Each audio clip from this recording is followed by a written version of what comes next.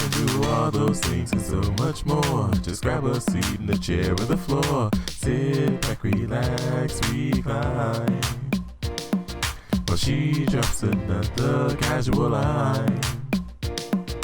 You're tuned into Casually Molly with Molly and Bergie. All right, everybody, welcome back to the Casually Molly podcast. I am your host, Molly Ambergy, based here in St. Louis. We interview comedians, entertainers, artists, anything, you name it. But today's special guest, I'm very honored to introduce. She hosts, produces, I don't even know where to start. Word Up Open Mic, Daisha Polk, a.k.a. InnerGy. Round of applause. Woo, for myself. I love that. Oh, that was cute. Oh, I liked that. I got to use that. That was good. Use it. So yeah, energy. I'm in everything everywhere. So I kind of do a little bit of everything. Jane of all trades. Yes. Well, yeah. I love that you just said Jane of all trades. That is fantastic. I'm going to hashtag Jane of all trades. I know that we have your handle that's going to pop up throughout this whole episode if you're watching on YouTube. Indeed. Yes. But I'm just so honored to have you. I will tell you, see, there we go. There's the tool. Thank you. If you're watching from YouTube, there's her handle. Make sure to follow her throughout this episode. But I'm very honored because I did the very millennial thing of sliding into your DMs from our podcast page. And I was like, hey, would you be interested in being interviewed? You were so kind and said yes. So why not? This is everything. This is exciting. I love it. Why don't you, I had a big intro for you, but I want you to actually just tell us, obviously I said you host, produced everything, the Word Up Open Mic here. Why don't you tell us a little bit about that? Yeah. So, you saw my name pop up. That's InnerGy with an I, INNERGY. I am the curator, the innovator, the brains and beauty behind Word Up, live music, poetry, and comedy. And it is definitely one of the hottest open mics in St. Louis. It sure is. Yeah. Vibes every Tuesday night. Any Tuesday night given, you can get live music, poetry, and comedy. So that's kind of why that ended up being the tagline. But it's been magical.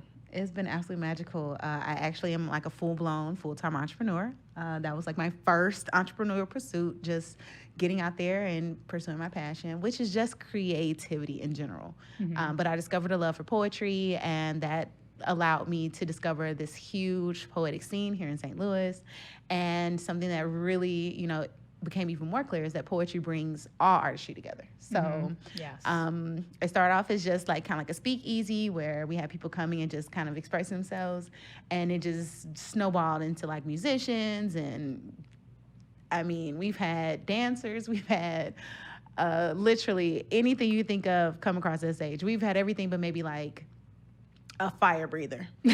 Well, hey, come on out. Wait, what day is it? On Tuesdays? Yes, each and every Tuesday night we jam, and it has been a labor of love, but it has definitely been my longest long-term relationship in my entire life. Every week for 6 years. Yes. Going on 7. That. I know. Wow. Yes. Well, because you started at 24, didn't you? I did. Yeah. I did. I started at this bright young age of 24. But I'd actually been writing poetry since middle school. What got you into it?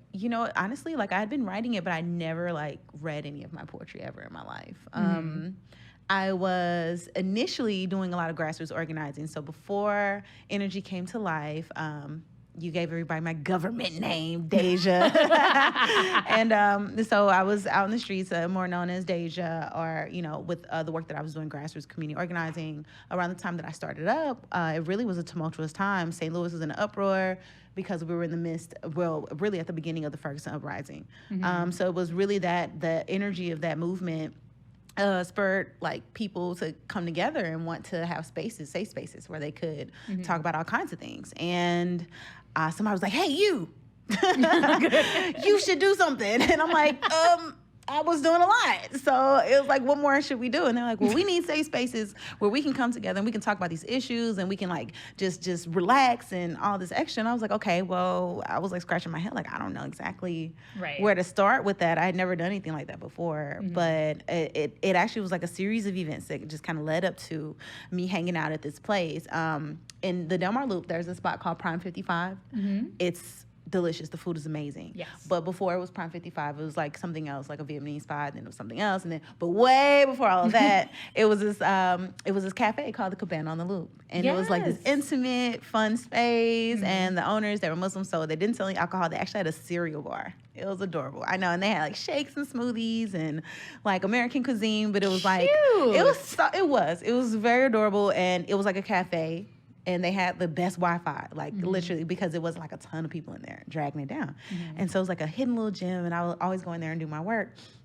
And I had to start to meet people there, like just doing my organizing, meeting people there. And the owners, they were watching me really close.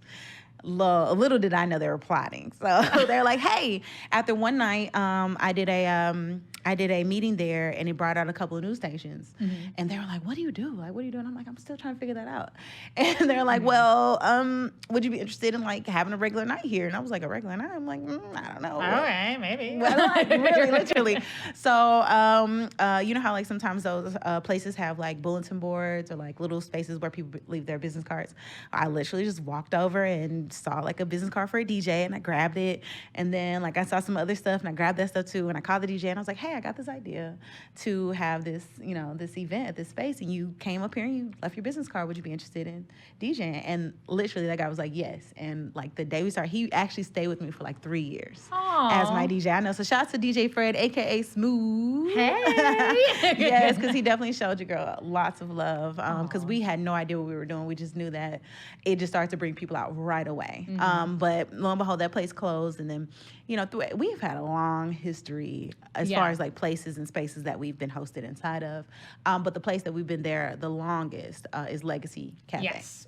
So we are back, and we've been back at the legendary Legacy Cafe. We've been there collective of 4 years.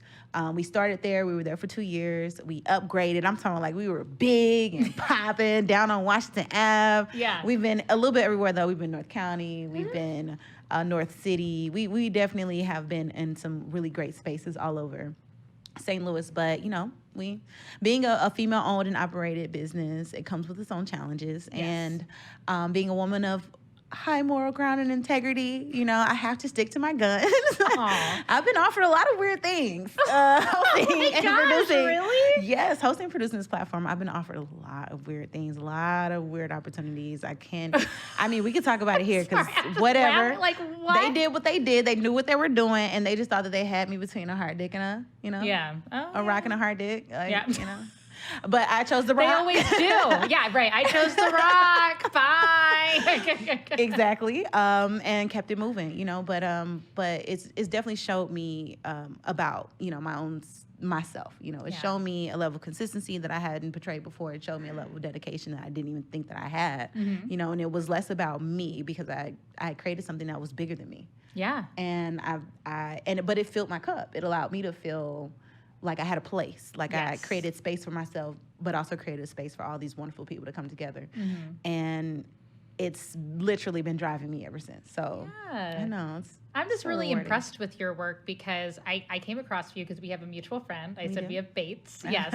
And I was like, hey, InnerGy, I wished you happy birthday, and I didn't even know who you were. Aww, and I was so like, sweet. hey, like during our episode, so shout out to Bates. Shout out to her. But I've heard about Word Up. I run the St. Louis independent comedy pages with a group of people here in comedy, and I kept seeing Word Up. So I put you guys on the website, and I was like, I gotta go. I just gotta go like one night. I don't even think I performed. I think I just went just to kind of check it out and be an audience member. And it had such a good, when she's talking about like good vibes, like there was all these good vibes. And you don't just do poetry. You have comedians that come. You've got like, and I'll actually ask you this too, but I see some spoken word. Is there, and this is just me being ignorant to it, because, I know friends who are poets. I have friends who are poets, and I know of poetry. I was a theater major, and I can relate to you, because my first play I started when I was 23, and you did your thing at 24. So, wait, how old are you now? I am 32. Okay, so I'm 30, so we're not too far apart. A gorgeous 2. You are definitely a gorgeous 32. We should all look this good at 32. All right. I hear that it gets better. I'm hearing and I'm seeing that it gets better. See, I actually love being like I turned 30 in November, and I'm fine, but I definitely Are you a Scorpio? What? Are you a Scorpio? Yeah. Scorpio power. Yay! Oh, see, we just connected. If you're not a Scorpio, you should just stop listening to this episode and stop watching. You should keep tuning in because you might learn something. You just learn something. But I was about to say, what's the difference between poetry and spoken word? Are they the same? Is there a difference? You know what? They are absolutely one and the same. Okay.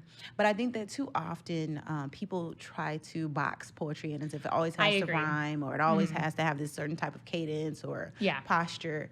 And, you know, I have to remind people, like, at open mics, this is just your 5 minutes to let it all out, you know? So you might get people that just want to speak their mind, want to talk about something that happened in their day, want to give some wise words of encouragement, or maybe just want people to affirm something, you know? So it's really just, it's a sacred ground, you know? Open mics are sacred grounds, but yeah, poetry and spoken word are really one and the same. They're like two sides of the same coin. Yeah, I was just curious, just because I feel the same way you do. It's just like what you said. Like, I think that's the issue sometimes, like, with artistic stuff or artistic endeavors, people try to box, like, you're an actor, you're a direct, you're a you know what I mean? Stop. But then there's you, and I can relate because I feel very similar to you, like, in your soul in that regard, is that you have your like a Jane of all trades. You've got your hand in all these different places. But I think what's great about your mic is that kind of skill set helps bring a community together that maybe likewise, like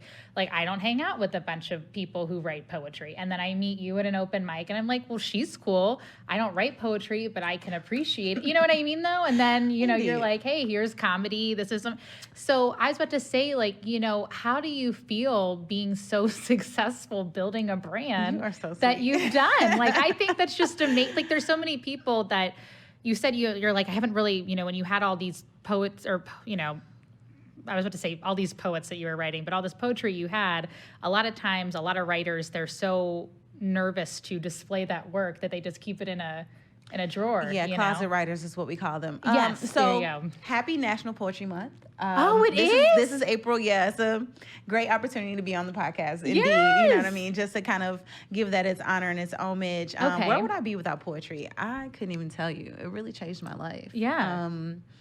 To be at this point, you know, going on 7 years, having this platform, we definitely had a rough go last year, and just even considering my own artistry and the goals that I have for myself as a multi-hyphenate creative, I definitely have had some moments where I haven't felt as successful. But I mean, of course, from the outside looking in, you know, having the consistent time put into establishing and continuing to uplift and, you know, carry on the platform, because we are torch bearers. We really do push the culture forward. Any spaces that we create that allow people to experience art, you know, for what it's worth, to even have the responsibility to cultivate spaces where people can feel that love, you know, because I've gone to other spaces and other mics where it's like, I don't know if it's the people who are performing or if it's the people that are hosting. Like, what is going on? But you know, but that to me was really my go-to experiences that told me, okay, well, if that's not what I'd like to consume, can I create something that I could consume that I feel like would be the space, would be the energy, the kind of vibe that I would come back to. And so it really, like, if I'm 100% honest, I think that, you know, everybody defines success differently. And for me, knowing that, you know, of course, I've got this longevity, you know, so boom, rap sheet, give me my respect. Hey. But then, you know, to also know that I have new people coming each and every week. So, like, I do this poll every week. It's like a part of my spiel when I get on stage. I, like, have to ask, like, how many of you are here for the first time? And when I can see that, you know, 40 to sometimes even 70% of my audience are, like, people who have never been there before. Sometimes it's people that have never even experienced open mic. Like, to have that memory, to be a part of that, that is successful to me, you know, because this is what we're doing. We're not even just creating these sacred safe spaces for artists to express themselves, but we're also giving people something that they can experience that's not common, and especially in a city like St. Louis, where I want to say that spaces like this are not the norm, you know, where there are definitely clubs and bars and, you know, spaces where people can hang out and kick it, but nothing that quite is as sophisticated but still very laid back and you know, like artsy. And we don't even, and look, we talked about musicians and comedians and poets, but we have like actual artists that come, like live artists that like to come and paint and draw while they're there. We have so cool. And because it's like a watering hole and it brings all those types of people together, it also brings out promoters, it brings out people who are looking to book artists, it brings out pretty much all levels of industry, PR people, journalists, photographers, videographers, like literally all of the, I guess, kind of like the infrastructure that feeds into this whole entire realm of just creativity and, you know, just entertainment in general. So it's great. It's such a great thing, but it also has me like, oh man, how can I do more with this? How can I do more? Yeah. So. This is what I love about this podcast is that I always bring people on, right? Because we have this weekly, but anybody who I look at you, and I even said, I was like, how do you feel about being so successful? Anybody that has really achieved in just like even a observer's eyes, like myself, I'm like, oh, she's successful. She's doing so much. And you're still like, okay, but what do I do next? Okay, like, more. But what, and I get it because I'm the same way. I'm like, okay, what else can I do with the podcast? I'm going to write this play now. Oh, I used to do this, and I'm going to do, and I think that's why you're where you're at right now in this point in your life, because I think people see that as, you know, there was some kind of like hustling article about like, there was some, what hustle is and, you know, how we have to take a breather. But I feel you have really used your tools, your connections, and your skill set even through COVID, because I've even watched you have the streaming stuff that went down too. Well, here's the thing though. It didn't scare you. You did it. You still were like, you know what? COVID-19 is here. It's going to shut down a lot of things, but I'll tell you one thing, it's not going to shut down my artistic my artistic mind. And you did it so safely. You had this like great, like, because I would be online and I'm like, oh, there's Word Up. Oh, there's somebody doing some poetry. There's somebody singing right now. Like, I was about to say, you know, how was that kind of endeavor doing a streaming show like that while still getting people to participate and watch? Ooh, well, what it was my lack of enthusiasm for the Zoom open mics. Yeah. You know, it just was like, this is a travesty. Here I am all dolled up and glammed up, and I'm in a box next to a woman in a bonnet and a robe. Like, this cannot be life. Like, you know, so it was like, how do I continue to get myself out there, but in a way where, again, like, taking from all these different aspects, things that I liked and didn't like, and trying to figure out what I could do differently. Mm-hmm. I kind of applied the same logic to the streaming. So I wanted to still do something that felt in person but wasn't. And then I also wanted something that was much more intimate instead of trying to bring all these people out because people were scared, you know. Mm-hmm. And it was really important to me to have something that was like high quality. Yes. If I was going to take the time out to really plan it out and be considerate of all these different elements, I wanted to have something where if I sat at home and I watched it, that I felt like I could have been watching TV or I could have been streaming some Netflix or something. So thinking of that visually, I produced. It's like so many hats. Yeah. So I officially became a broadcast producer. What? You know, and I produced successfully 10 online episodes of what I coined Word Up Online. So that's our streaming so that's what I probably watched. Yeah. I gotcha. Mm-hmm. Yeah. And it was brilliant. It was so brilliant. And it was like the opportunity of a lifetime. I honestly, like, my path, I am convinced at this point that it is absolutely like divine and aligned, because if I didn't like tap into my passion, my purpose, like none of these doors would have opened for me. So again, like, poetry saved my life. It's connected me with amazing individuals that have seen something in me and wanted to continue to work with me. And this guy reached out to me and was like, hey, I got the studio, and, you know, I haven't been in St. Louis in 25 years. Like, I know it's artists here, but I'm really working with people who are like on this level. And I want to start bringing in people who are working up to that, you know what I'm saying? So I had really like this infinite access from having the open mic for so long to a lot of talent. So that was also another thing. People wanted to see me stream the open mic, but I could not stream Tuesday nights because that material was just too raw. Yeah. I could not guarantee what was going to come across that mic. And then also, it's people that's getting on the stage for the first time. It's people who have never been on stage at Yeah. all, ever. You know what I'm saying? Let Like alone in front of a camera. like I couldn't put them on the spot like that. Yeah. So what it did was it challenged me to look at the artists that I had seen over the years, how they progressed, how serious they were taking the craft, and how much more developed they were. To say, hey, let's see if I can present them with an opportunity to kind of set themselves apart from, you know, folks that just want to come out and have some fun versus people who are like really wanted to be seen and really wanted to get views. Yeah. And so like our first episode, it was 2 hours. It was like our pilot episode, so we needed to figure out some kinks. Oh, sure. We had 1,000 views. Yeah, girl. Out the gate. Okay. And I was yeah. like, wow, it's people at home that really want to see this. Yes. It's people at home that really want to enjoy Yeah. some local artist entertainment, you know, arts and Absolutely. entertainment. And to support local Yeah. artists. Like that was a big thing for me. And so that knowing that we were getting those views like out the gate and it stayed consistent and it didn't do anything but climb Yeah. throughout the whole entire season. So my 10 episodes like my first season. I got it under my belt. You know, I feel like, you know, You're I'm like, like I got this. Just add it to that resume, that rap sheet of all the things I've done. it's so long. Like my rap sheet is so long. It's a good rap sheet to have, though. It I makes gotta my give head it to spin. you. So It is. Just add the Casually Molly podcast to it. Then you'll be Boom. set. Yes, absolutely. And there's the tool. Thank you. Thanks, Ryan. On point.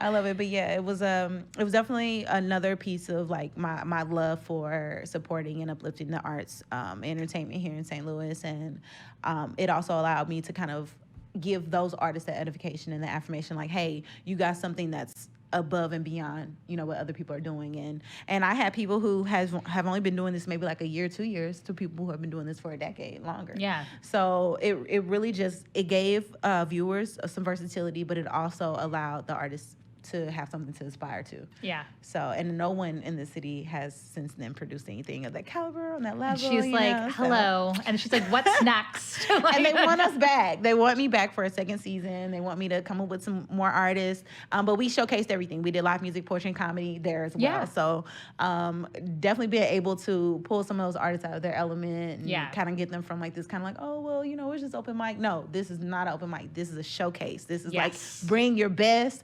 Come ready, rehearse, like come clean, come dressed, you know what I'm saying? Like really get ready to give these people a show, you know? And coming back into the second season, man, the talent. Yeah. Look at I just love how she's so excited. She's like, let me just like put my, oh my gosh. Yes, I'm just excited for what I have in store for other people because, you know, these are my friends, but they're my colleagues, they're my peers, they're people I look up to. And if I could ever, you know, offer them an opportunity more, you know, than what we've already been able to do together collaboratively, that just, it makes my day. It just fills my cup, you know? That's exactly. Cheers.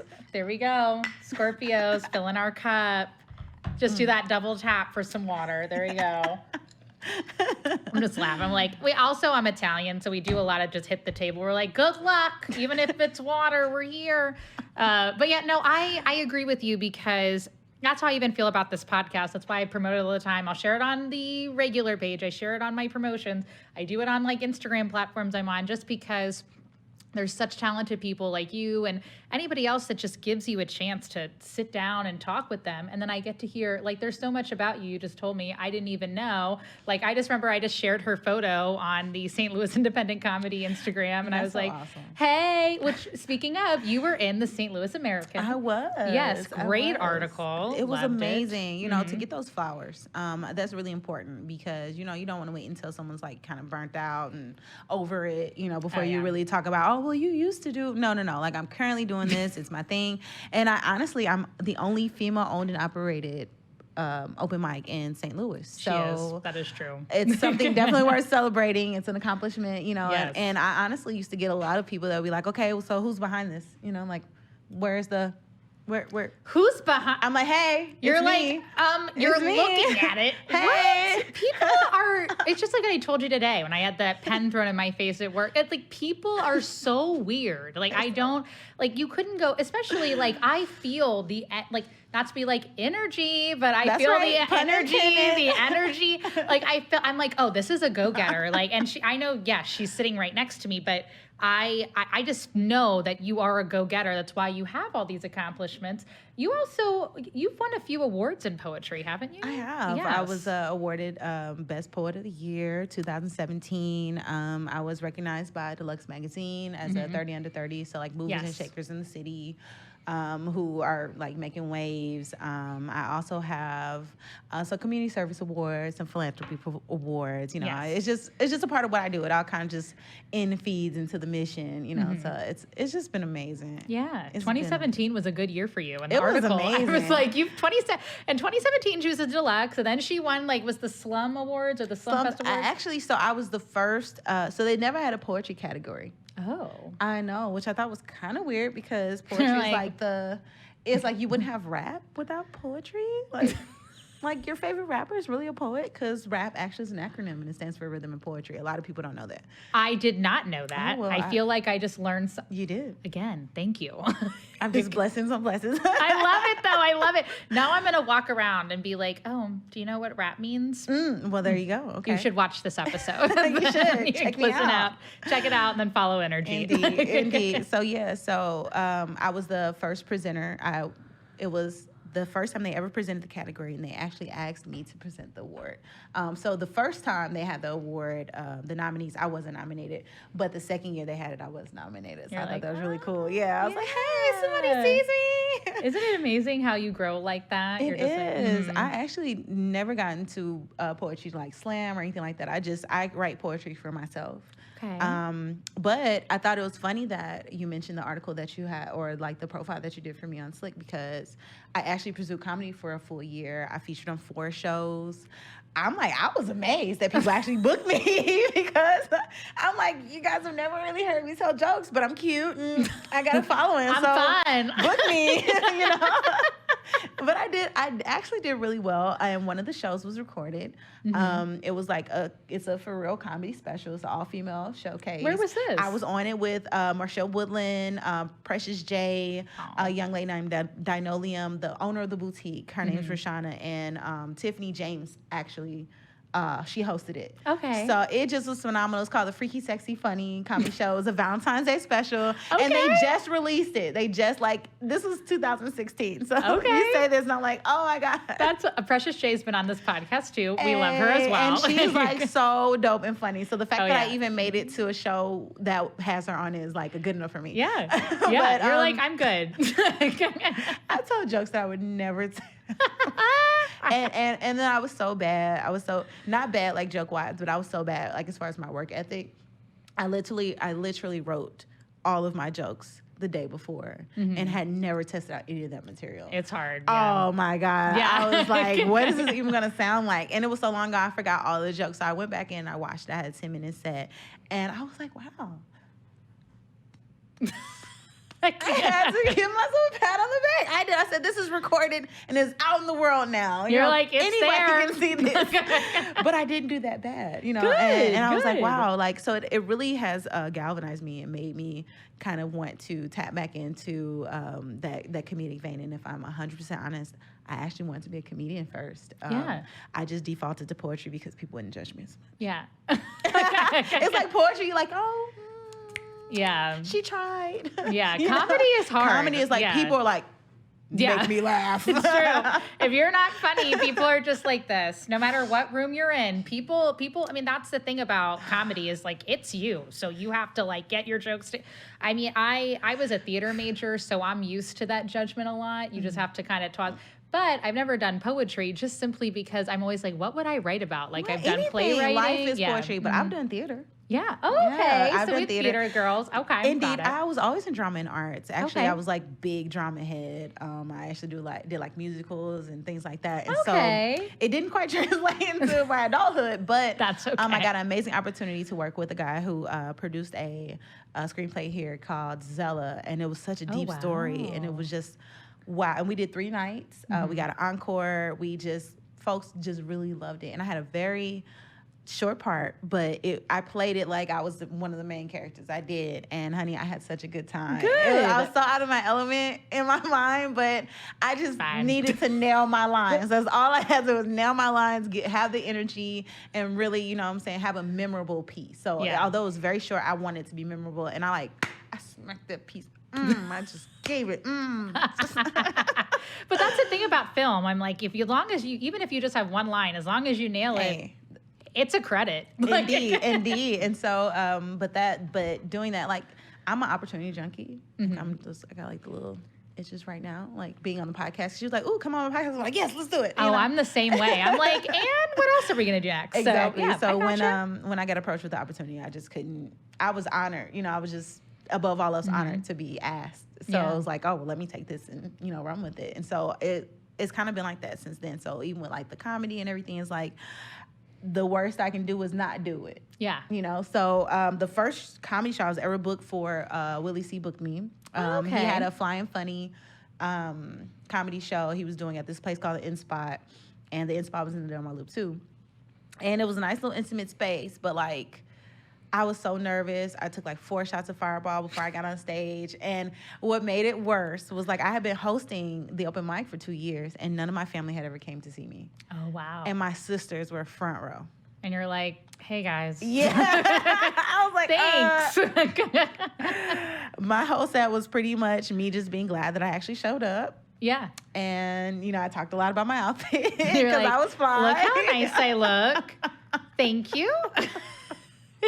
That was bad. I felt like I completely tanked, but we had fun, and I was still like very, very high energy and enthusiastic and really drunk. So good time. Good time. But it was really the fact that my sisters had came that kind of really threw me off. Yeah. Because that's one thing, that's a big deal. Like, you like having so many people come and like, oh, this is great and we love this and this is amazing, you should keep going, is one thing. But like having your family get behind you and be like, hey, we're gonna do whatever we can to support this, and we really see you taking this to the highest points, and where do you really want to go with this? Like the fact that like my family has never really been like, oh, this is a thing for you. Like, I don't know if they think this is a phase. Yeah. But like, I've literally been pouring my life and energy into performing for the last 6 years, and I'm not gonna stop. So. Oh, well, you're not alone in that. I feel like and I've talked about this on some episodes too.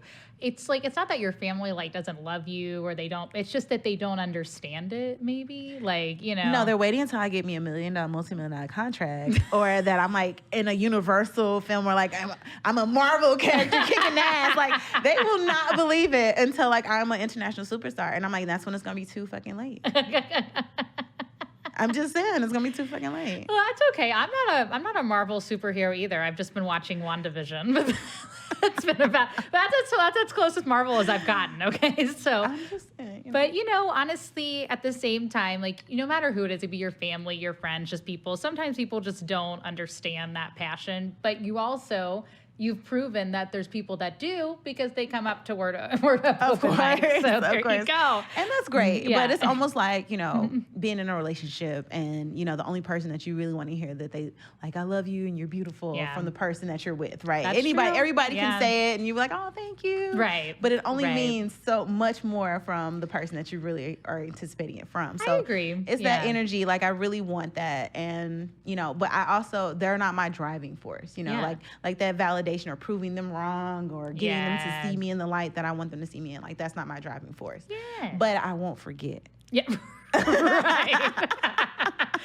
You sound a lot like me. That's probably why we get along so well. I'm like, just a Scorpio. Just that Scorpio the stinger just came out, I love that though. But speaking of that article though, you were talking about driving force. You've got some cute kids. I do. Yes. I know, I'm a breeder. Oh no, I don't you say I'm a breeder. I was like, I was impressed because I was like, wow, she's producing all this stuff.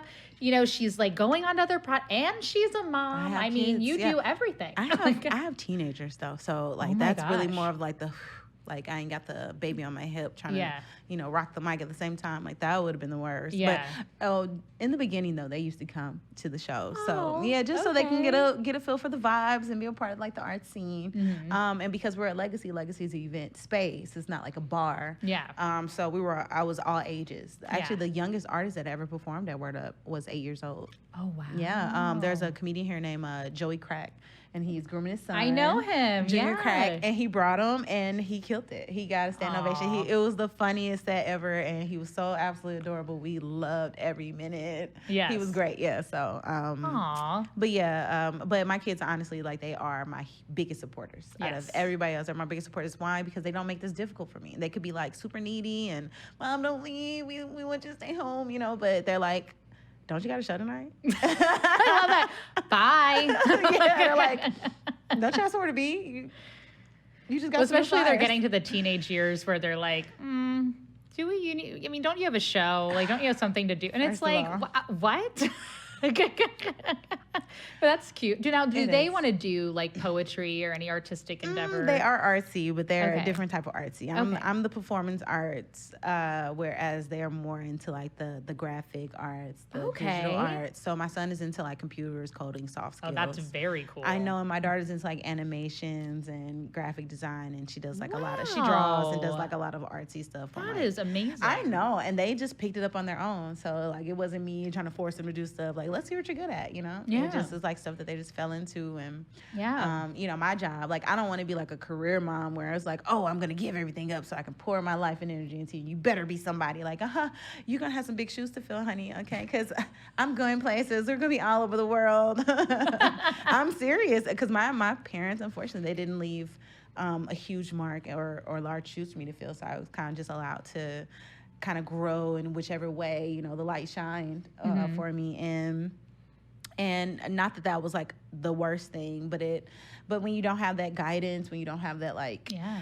I see you doing this, let me pour into that so I can push you into this. It left me, in my early 20s kind of like, I don't know what the fuck I want to do. yeah. Like, I guess I get a job and Right. raise my kids. And then, you work a couple dead-end jobs and you're like, man, this doesn't feel like my Me. life. Yeah. Yeah. So I had an epiphany. It made me cut all my hair off. I had a Britney Spears moment. But I did have a transformation. It was very Yes. transformative, eye-opening, and it allowed me to center myself. And it took me a year or two to kind of like snap into, place. But those pieces just started to slowly, kind of draw themselves together. And then it was like, just from there, Yeah. I look up and I'm like 6 years later, like, oh my God. But see, look, like, just from that starting point, look how far you've come. And you're still like, oh, I have so much more that I more. want to do. They don't even know. You're like, I don't even know what else I want to check off right now. But I've done so much already. And of course, like, I kind of try to look at things holistically, like all 360 degrees, like what really have I done? Well, yes, I have produced and managed an open mic platform, but I do all the graphic design, the promotions, and marketing. Yeah, same here. Like, I do all the booking. I do Yeah. I literally do everything for it, and it showed me so much about myself. So like, being a having a creative, like, that's just even like pertaining to my own stuff, like, not even when it comes to like all the many labels and levels that I've had to get to know by having this platform. And it's so important, I think, for anybody who gets into entrepreneurship to realize, like, you have to know the ins and outs of what you're doing, so when you do decide, like, hey, I don't have time to do this anymore, let me bring somebody else in, you have a full-on understanding of what it is that you're asking someone to do. And then you can also create for yourself an idea of what you're looking for when you bring somebody in, so when something's a good fit, when it's not a good fit, so I wasted a little bit of time trying to bring in a team of folks to kind of give me a hand and assist me. But I realized that sometimes people just want to be a part of something that's really cool and fun, but not really want to do like the work, what I'm saying? And this is like twofold. Like, it definitely speaks to my passion and my purpose, but it is work, so. But this year it's totally different. I got some really, really amazing people who have jumped on board. I'm like, hey, we believe in you. We believe in this. We see this, so we want this to thrive and grow and live. And it's really taken a huge weight off my shoulders, because I do have aspirations to do more acting. Yeah. I definitely have already done some amazing things that, like, I've been keeping a lid on, because, you can't talk about everything you do. Yeah, I know, right? Yeah, exactly. Yeah. But it's just been like, just this year, this first quarter, mine has been blown. So some days I like have a hard time really putting some respect on my own name, because it's like I have so many other things that I do want to still accomplish. But if I really sit down and look at what I've already done, it's like, wow. Yeah. Yeah. Sometimes you have to remember all the things you've done. Because I do that too, where I'm like, oh my God, I'm not doing enough. I have all this stuff. I feel like I wasted time. And then you look back on all your accomplishments and you're like, oh, well, that was okay. Like, especially like I remember one of the first plays I ever produced when the local news like showed up and I remember being like, oh my God. But it's the same thing. You're like, I remember that. And I'm like, I hope I can keep on doing that. I remember at 23 just going, I hope I've had this great successful show. I have another one coming up. Is that going to be just as successful as the other one? So I understand where you're coming from on that. But you seem to be still doing stuff. Didn't you, I think outside when we were talking to Chris, you hosted an event that you were talking about? That sounded really cool. So because I am a poet, I love poetry. And as I stated before, it totally saved my life. Getting that stage work, getting that mic work, it's allowed me to become very comfortable on the mic. So I host and I MC, and I've literally hosted any type of event you think of. I hosted birthday parties, baby showers. I've just been asked to host my first wedding. Yeah. Like I'm going to be hosting a wedding reception because, people just love my energy that much. I've done that, yeah. One of the wildest things I've ever hosted, it was a barber beauty battle in a boxing ring. Like literally chair on one end, chair on the other end. I'm like, get ready to rumble.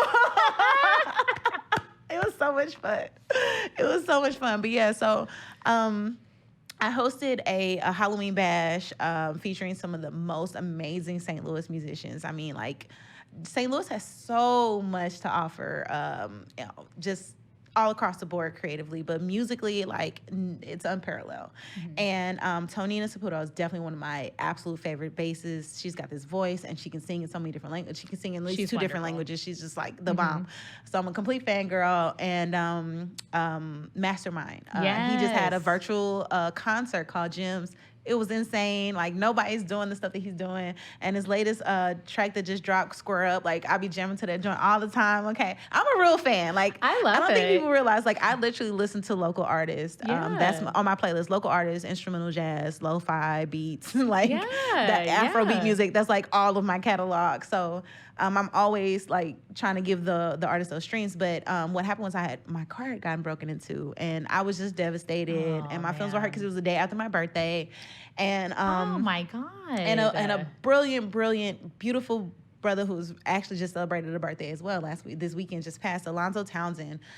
He's really tight with Tanina, and he helped put that event together. So he was like, is there anything I can do, to Alonzo. just So I know your sweet. birthday just passed, and I know your feelings tight. I said, if I could host the Halloween bash, that would just make I would just be so happy. I milked that, honey. I did. And when he hit me back the next day, I was like, you're on the docket. You'll be hosting. I lost it. I ran all around. And I was like, I gotta get me a costume. I went to Johnny Brock's, and I was the Joker. I did the face makeup and everything. I had like the whole lip. I literally had on a purple suit, lime green shirt, flower, everything. I even had on like pointed white boots. Like, I was totally in character. I loved it. It was so exciting. It was so much fun.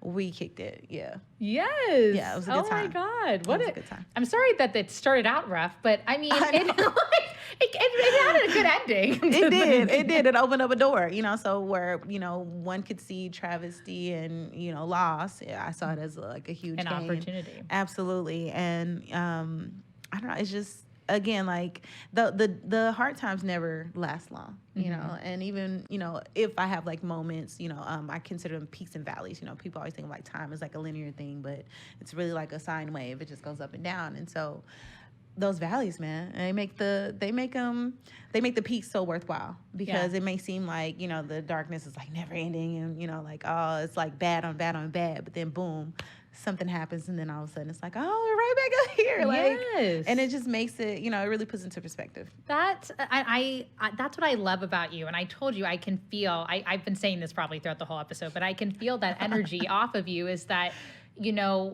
a lot of, and this is why I even did comedy, was that you can take a tragic moment or something that you've been through in your life, but you get to take control of that moment and turn it into art. And then it's amazing how, I'm sure you feel the same way, people can relate to you. Like, if they hear your poetry or they see an event that you host and they're like, oh, that's something I experienced or that's something that I went through. And then on top of it, making like when I host shows, see, that's the thing in comedy, a lot of people are like, oh, everybody hates hosts. I love hosting. I I'm like, who's ready for a show? Like, this is the Funny Bone favorite. Are you ready for this person? Like, it's so fun to me. And I see you do it at your mic.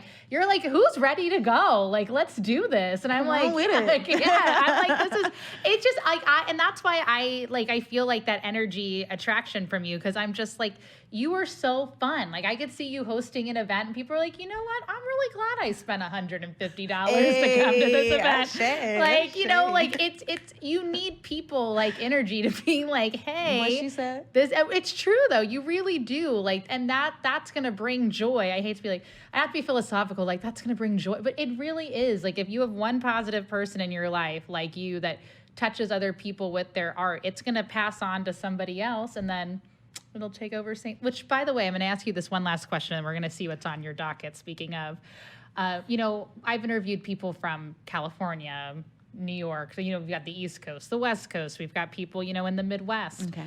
We're obviously based here in St. Louis. Why St. Louis for you?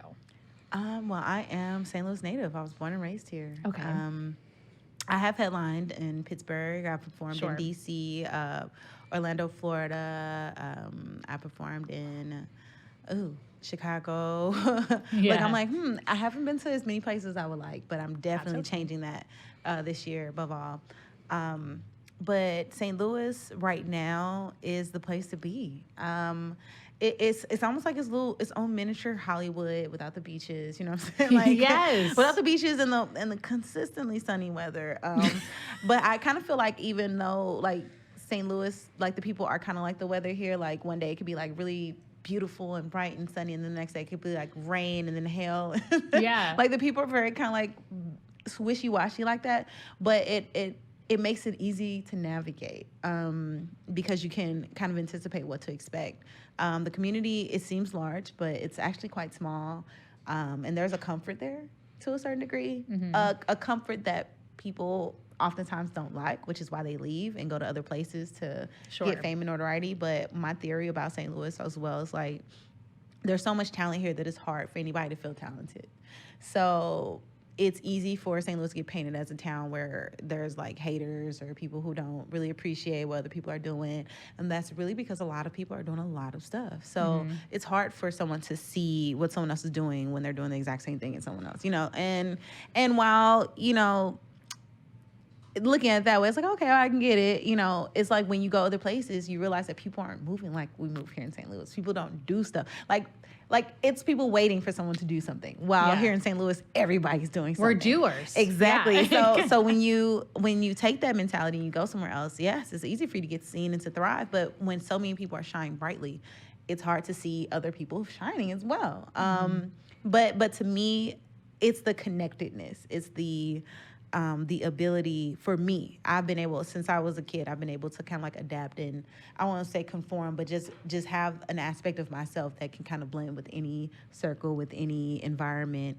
And I've been able to kind of adapt that same aspect of my personality to like being able to intermix with all these different communities here in St. Louis. So to be a part of the poetry community, to not be a full-blown musician, but to still kind of have my connections with the musicians, and then of course my line with the comedy, and just to be able to touch in all these different arenas, it just has allowed me to appreciate more just creativity in general. So having St. Louis be my home, I don't know what kind of person I would be if I was born anywhere else. Yeah. So I'm always gonna be grateful, but I honestly, like, I see myself as like a global citizen. So I don't, like, while I might have been birthed here in St. Louis, like, I see my home as wherever I make it. So definitely you like, I'll have some land here, but I don't see myself staying here forever. Sure. Yeah. I mean, you know, Vegas is calling me, Cali is calling me. Yeah. Like, I'm ready to go. Let's go to Vegas. Let's go right now. We're just leaving after this episode. Just remember to casually subscribe to the podcast, follow InnerGy on social media, and then maybe you'll see us in Vegas on this trip. It's going to be fine. Look, and you know, those showgirls they can make $1,000 a day. Hey, I'm ready. I'm What talking are just they doing? just dressing up in feathers and taking pictures. Like, hey, I was you know, like, I had dance experience. I'm just in a little cabaret, you know what I'm saying? Little action. Because I didn't know, it's just like word up open mic. We just pop it out. Just There pop you it go. out on the shirt. You know, I actually like that a lot. Yeah, I let's like do that a a lot. pop-up open mic. There we go. Okay, we just came up with a great concept. But before we leave, is there anything, because speaking of things popping up in your life, are there any shows, anything coming up that you want us to know Always. about? So the Tuesday night, my huge labor of love, my baby, Word Up is each and every Tuesday night at Legacy Cafe, 5249 Delmar, 7 to 11 p.m. We are in that thing and we are jamming. And it's such a vibe.